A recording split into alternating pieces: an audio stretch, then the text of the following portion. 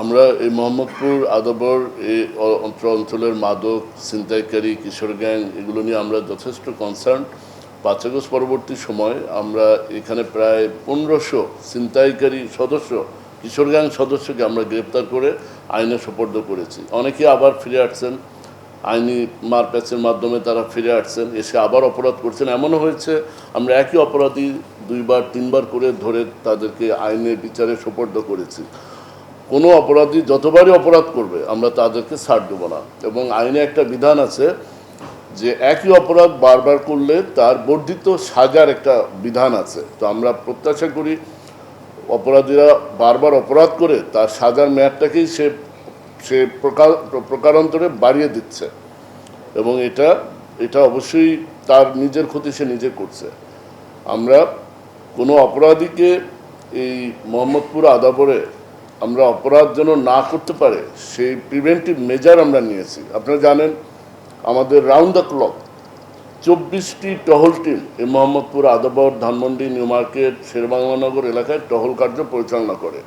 আমরা মোটরসাইকেলে পেট্রোলিং করেছি এবং আমাদের পাশাপাশি অন্যান্য আইনশৃঙ্খলা বাহিনীও আমরা জয়েন্টলি কোলাবোরেশনে আমরা কাজ করছি।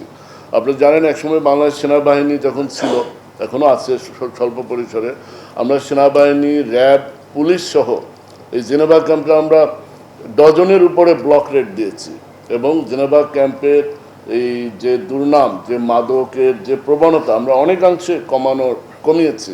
আমাদের এই ধারাবাহিকতা এখনো চলছে, সামনেও চলমান থাকবে।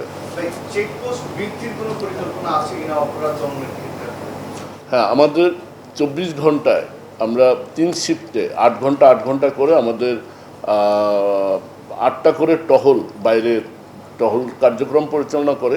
এই ৮ ঘন্টার মধ্যে স্পেসিফিক ৩ ঘন্টা ৪ ঘন্টা প্রয়োজন অনুযায়ী আমরা শুধু চেকপোস্টই করি, এবং এই যখন চেকপোস্ট বিভিন্ন সড়কে চলমান থাকে তখন ডিএমপি ট্রাফিক বিভাগের একজন সার্জেন্ট আমাদেরকে সহযোগিতা করেন, এবং উনি মামলা মোকদ্দমা যারা ট্রাফিক রুল ভায়োলেশন করেন তাদেরকে ওই বিধি অনুযায়ী তিনি মামলা বা জরিমানা প্রদান করে থাকেন। তো এটা আমাদের চলমান আছে, আমরা এটা কন্টিনিউ রাখবো।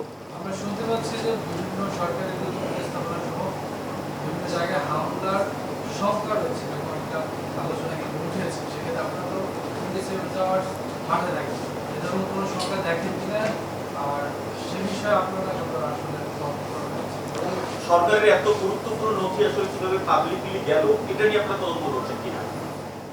আমরা যে কোনো ঝুঁকি, যে কোনো থ্রেট আমরা গুরুত্ব সহকারে বিবেচনা করে আমরা সে অনুযায়ী ব্যবস্থা গ্রহণ করে থাকি। আপনি যে বিষয়টি বললেন এটা আমরা অবগত হয়েছি, এবং আমরা আমাদের ওয়ারে যে সকল কেপিআই আছে, যে সকল গুরুত্বপূর্ণ স্থাপনা আছে, সরকারি অফিস এবং পাবলিক বা জনস্বার্থ সংশ্লিষ্ট যে ভবন বা স্থাপনাগুলো আছে সবগুলোর নিরাপত্তা প্রদানে আমরা আমাদের টহল, গোয়েন্দা টিম, গোয়েন্দা নজরদারি আমরা নিয়োজিত করেছি, অ্যাজ ওয়েল অ্যাজ আমাদের পাশাপাশি অন্যান্য আইনশৃঙ্খলা বাহিনীও নিয়োজিত রয়েছে। আমরা আশা করি এরকম কোনো আশঙ্কা বা থ্রেট এই মুহূর্তে আমরা দেখছি না, পারছি না। যদি যেটা ছিল এটা আমরা প্রত্যাশা করছি যে অপরাধীরা এই ধরনের সাহস অন্তত করবে না। আমাদের সেই নিরাপত্তা ঝুঁকি বিবেচনায় আমাদের ডিপ্লয়মেন্ট রয়েছে।